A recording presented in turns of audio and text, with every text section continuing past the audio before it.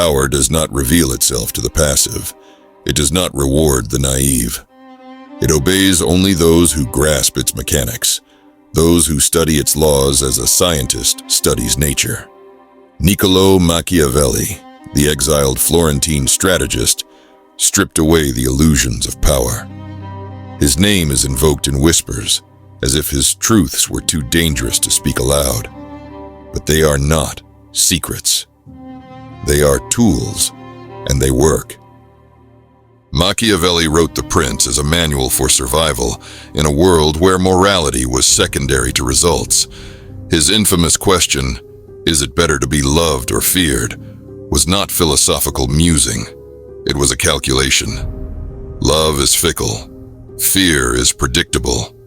A ruler who depends on affection is one bad harvest away from rebellion. But fear? Fear keeps men in line even when the ruler is absent. Consider the Medici. They did not rule Florence because they were the most virtuous. They ruled because they controlled the money, the soldiers, and the narrative. When their enemies grew too bold, the Medici did not debate.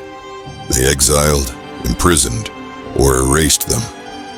Machiavelli witnessed this firsthand. His advice was not born from theory, but from cold observation. Power is taken, not given. Every empire begins as an absurd idea. Rome was a swamp before it was a superpower. Alexander inherited a fractured kingdom before he conquered the known world. The difference between a dreamer and a ruler is action. Ruthless, unapologetic action. Machiavelli warned against hesitation. The innovator makes enemies of all those who prospered under the old order. When you rise, you disrupt. Expect resistance. Crush it early. The rise of Augustus Octavian, later Augustus, was not Rome's strongest general. He was not its most charismatic leader, but he was its most strategic. After Caesar's assassination, he did not mourn. He acted. He formed alliances only to discard them when they outlived their usefulness. He presented himself as Rome's savior, while systematically eliminating rivals. By the time the Senate realized his game, it was too late. The Republic was dead. The Empire was born. Bezos did not ask permission to dominate retail. Musk did not wait for consensus to redefine transportation. They moved first. They absorbed or annihilated competition. They understood what Machiavelli knew. Weakness invites aggression.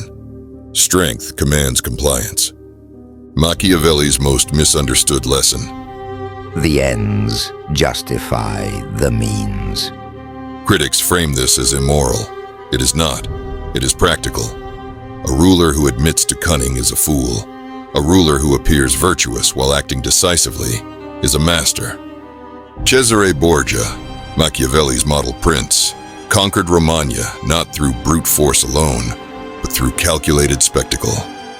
When his mercenary captain, Ramiro de Orco, grew too cruel, Borgia had him executed, not in secret, but in the town square, his body displayed with a bloodied knife. The message, "I'm just. I punish evil." Never mind that Borgia had ordered the cruelty himself. The people saw justice. They did not see the strings. Every Fortune 500 leader knows this dance. When a scandal erupts, the playbook is the same. 1. Deny until evidence forces a pivot. 2. Distance, blame a subordinate. 3. Demonstrate virtue, donate, apologize, rebrand.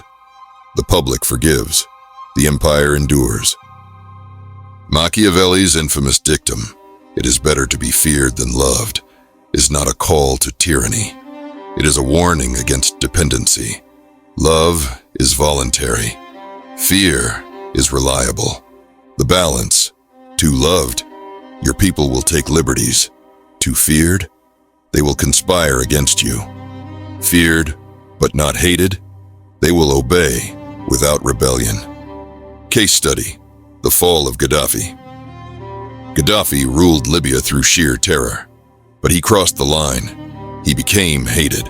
When revolt came, no one defended him. Contrast this with Singapore's Lee Kuan Yew. His rule was iron-fisted, but his people prospered. They grumbled but never revolted. Machiavelli would nod in approval.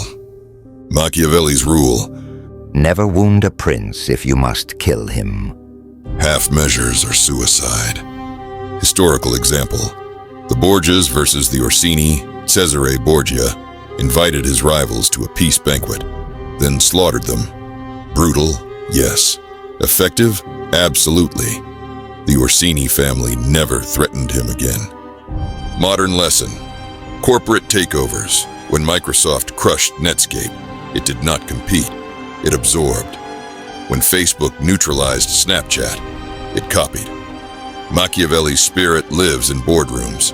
Destroy what cannot be controlled. Machiavelli. Men are ungrateful, fickle, liars, and deceivers. Trust is a luxury. Leverage is necessity. Example: the betrayal of Ludovico il Moro, Ludovico Sforza, Duke of Milan, allied with France to secure his throne. The French took Milan anyway. His mistake? He trusted a stronger power to respect his interests. Founders who surrender too much equity learn the hard way. Investors are not friends. They are stakeholders. Protect your throne. Machiavelli. The people are easily deceived.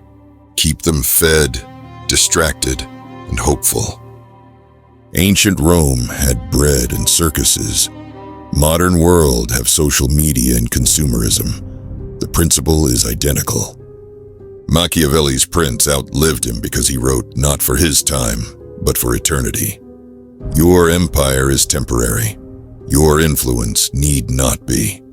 When your name is spoken in 100 years, what will it mean? This is not a history lesson. This is not philosophy.